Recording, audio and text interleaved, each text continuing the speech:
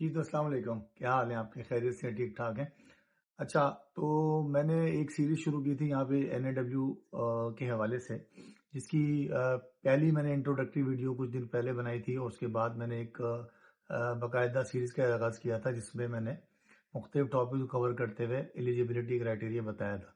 काफ़ी लोगों के कमेंट्स आए, उन्होंने बड़ा अप्रिशिएट किया और थैंक यू फॉर दैट। और कई लोगों ने मैंने देखा कमेंट में लिखा कि स्टेप बाय स्टेप प्रोसेस पूरा बताया जाए। एक्चुअली मैं उस प्रोसेस पे आऊँगा, लेकिन उससे पहले कुछ प्री रिक्विजिट हैं वो जो कि मैं आपको बता रहा हूँ। उससे पहले आपको समझ में नहीं आएगा कि डायरेक्ट पिटीशन कैसे डालती हैं, रिकमेंडेशन किस हिसाब से बनाए जाते हैं। अब सिचुएशन ये है कि मैंने जो पहले 2 वीडियोज़ बनाई हैं, जो कि मैं इसका लिंक भी दे दूँगा just for your reference in the description, कि पहली introductory video what is actually EB two NIW program is all about, and the second was the eligibility criteria, those who are eligible for this specific program to getting a green card. अब third जो topic मैं आज cover करने जा रहा हूँ, जो कि स्टेप बाय स्टेप प्रोसेस के अंदर से एक स्टेप है, जो कि हम उससे आगे बढ़ेंगे, जो कि डॉक्यूमेंट रिक्वायरमेंट है।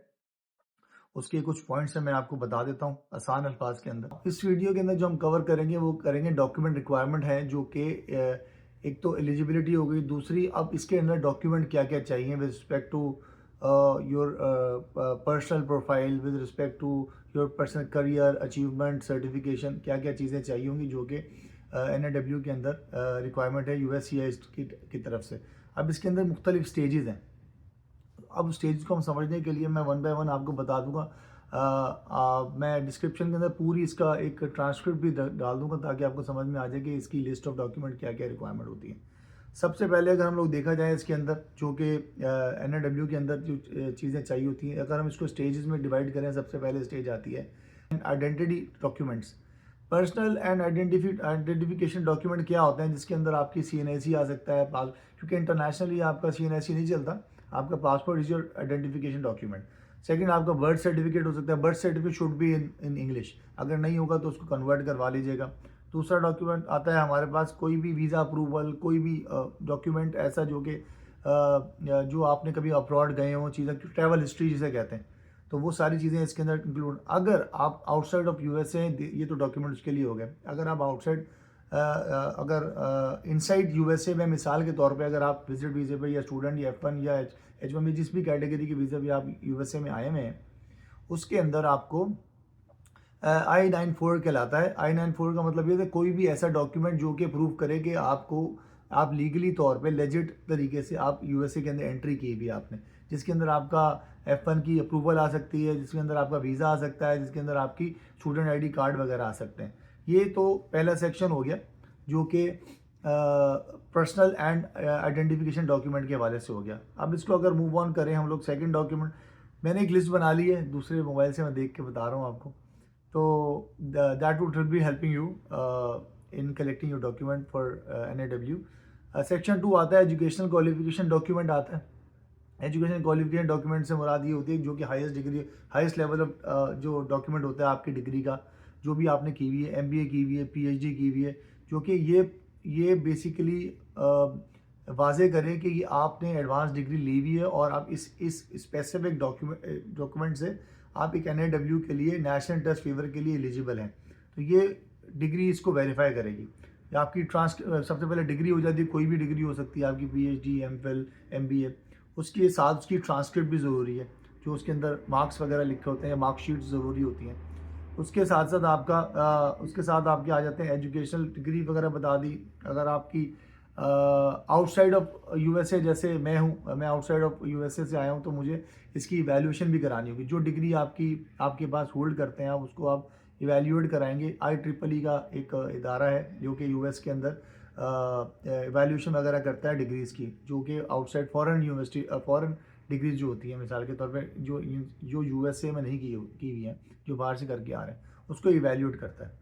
Section 4 basically evidence of exception ability और इम्पैक्ट। इसका मतलब क्या है कि कोई ऐसी आप स्किल सेट आपके पास हो जो कि पिटीशन के अंदर आपने वाज़ेह किया हो, और जो कि ये शो कर रहा हो कि इम्पैक्टफुल स्किल हो, जो कि वैल्यू टू यूएस हो। इसका सिंपल मतलब ये है, ठीक है। इसके अंदर बहुत सारी चीज़ें हो सकती हैं। मैं आपको इसकी लिस्ट पहले भी पिछली वीडियो के अंदर ही बता चुका हूँ कि कौन कौन से लोग इसके अंदर एलिजिबिलिटी के अंदर आ सकते हैं। तो अंदर बहुत लंबी लिस्ट है जो कि हम बता सकते हैं, जो कि इम्पैक्टफुल वैल्यू कर सकती है। Just for example publication and research है, इनोवेशन टेक्नोलॉजी है, उसके अंदर पेटेंट्स आ जाते हैं, रिसर्च जर्नल्स आ जाते हैं, उसके अंदर पब्लिकेशंस आ जाती हैं। कोई प्रोफेशनल एसोसिएशन है, जैसे इंजीनियरिंग बंदा करके आता है तो एक प्रोफेशनल एसोसिएशन होती है उनकी, और जैसे लॉ होता है, उसके बाद चार्टर्ड अकाउंटेंसी होती है। ठीक है, तो ये कोई ऐसी कम्युनिटी या कोई ऐसे इन्फ्लुएंसर्स होते हैं जो कि बहुत हाईली क्वालिफाइड होते हैं, जो कि पूरी दुनिया के अंदर अपनी अपनी किसी न किसी वजह से इम्पैक्ट क्रिएट कर रहे होते हैं। दीज आर द थिंग्स जो कि इस सेक्शन 4 में कवर करती हैं। वो आपको एविडेंस देना पड़ेगा कि आपकी एक्सेप्शनल एबिलिटी है जो कि इम्पैक्ट करे value to the US economy. Now moving on to section 5 basically क्या आता है, प्रोपोज्ड एंडेवर एविडेंस कहलाता है। आप जो एंडेवर दिखा रहे हैं पिटीशन के अंदर, बेसिकली वो सपोर्ट करना चाहिए आपके एनएडब्ल्यू के केस को। ठीक है, तो आपके अंदर आप उसके अंदर दिखाएंगे कि आप किस तरह से एक शोकेस करेंगे, आप फ्यूचर प्लान आपका किस तरीके से आप आगे बढ़ेंगे। पिटीशन अंदर ये दिखाया जाता है आपकी जो कोशिश है वो किस तरीके से आपकी यूएस इकोनॉमी के अंदर इम्पैक्ट क्रिएट करती है। इसके अंदर आपकी प्रपोज एंडेवर हो सकते हैं, वो आप पिटीशन का लिखते हैं। 3 प्रॉन्ग के तहत होते हैं, आपका वर्क प्लान, रिसर्च प्लान, जो भी आपने यहाँ पे आगे करना है, ये सारी चीज़ें इस सेक्शन के अंदर कवर होती हैं।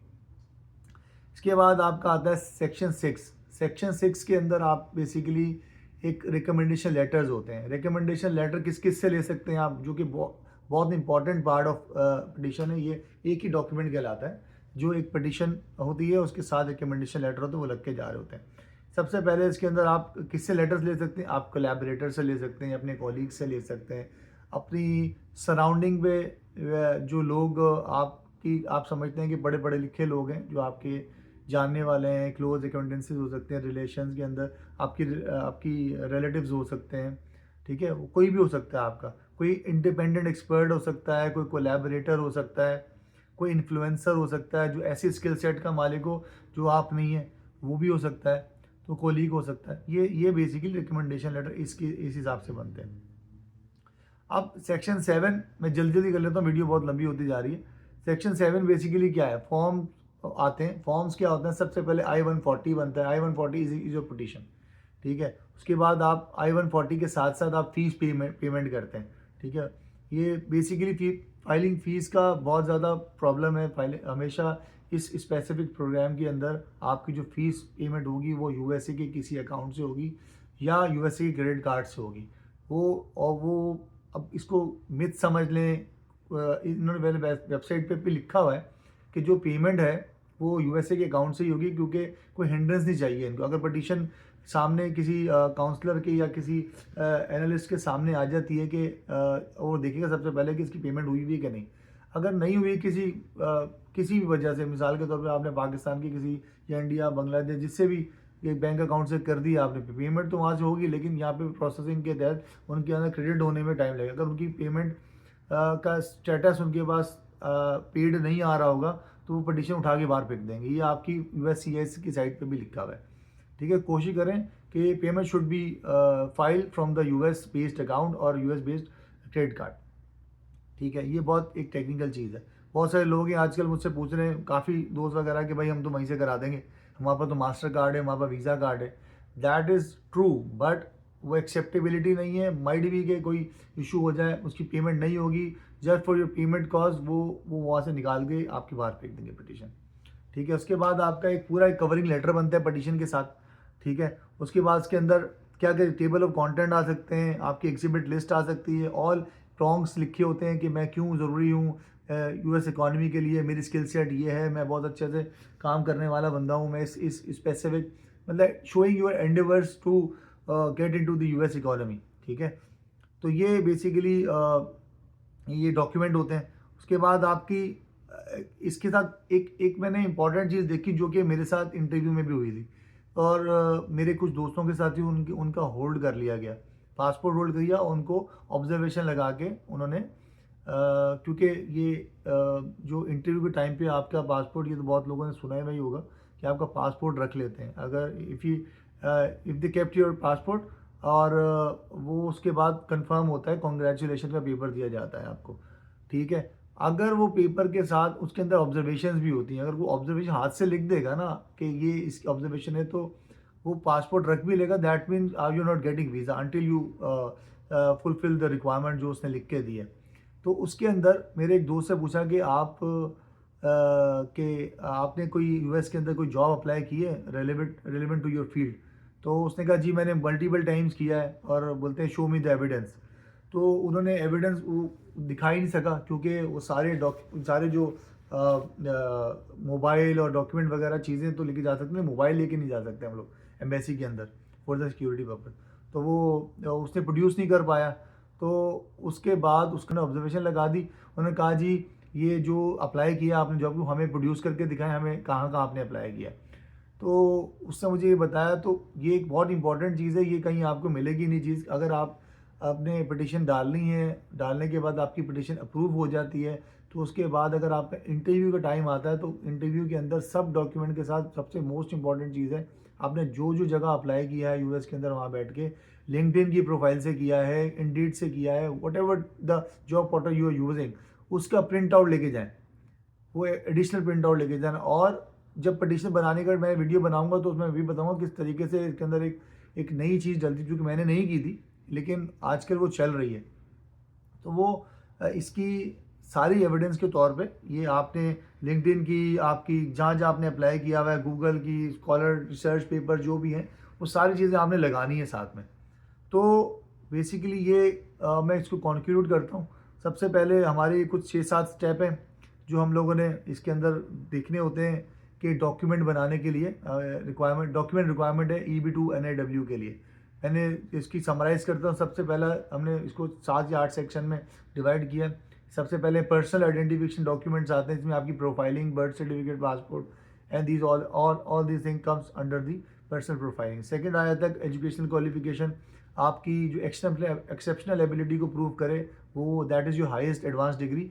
उसके साथ ट्रांसक्रिप्ट या मार्कशीट हो सकती है। उसके बाद आपके प्रोफेशनल एक्सपीरियंसेस जो आप जॉब कर रहे हैं, दैट विल वो उसको प्रूव करे कि आप एक क्रेडिबल काम करते हैं, स्किल सेट आपके पास है जो कि नेशनल इंटरेस्ट वेवर के लिए काम आता है, और उसको ऑफर लेटर, आपका एम्प्लॉयमेंट ऑफर लेटर वेव किया जा सके। चौथा आपका होता है कि जो एविडेंस आपकी एक्सेप्शनल एबिलिटी है उसको भी आपने प्रूव करना है, ठीक है। प्रूव करने से मुराद क्या है कि वो आपके पास डिग्री हो गई, आपके पास चीज़ें हो गई, उसके बाद ट्रांसक्रिप्ट हो गई, सब कुछ हो गया। उसके बाद आपके रिसर्च जर्नल्स, आपकी इनोवेशन है, कोई आप साइंटिस्ट हैं, आप इंजीनियर हैं, आपकी कोई थीसिस होगा, वो सारी चीज़ें आपने साथ में डालनी है, ठीक है। ये हमारा चौथा हो गया। पांचवा हमारा इसके अंदर आता है कि जो प्रपोज एंडेवर आप लिख रहे हैं पिटिशन के अंदर, वो लिख के बताएंगे कि क्या चीज़ बेसिकली आप प्लान कर रहे हैं कि आप ये स्पेसिफिक स्किल सेट के साथ यूएस में आएंगे, तो क्या प्लान है आपका कि आप आगे क्या करेंगे, किस तरीके से करेंगे, किस किस फील्ड में जाएंगे। ये आपकी प्रपोज एंडेवर स्टेटमेंट कहलाती है। इसके अंदर वर्क फ्लो होता है, इसके अंदर प्लान होता है, सारी इसके अंदर चीज़ें आ रही होती हैं। छठा आपका आता है recommendation letter. This is the most important thing, मैं बहुत फोकस कर रहा हूँ इसके अंदर, उसके ऊपर। क्यों?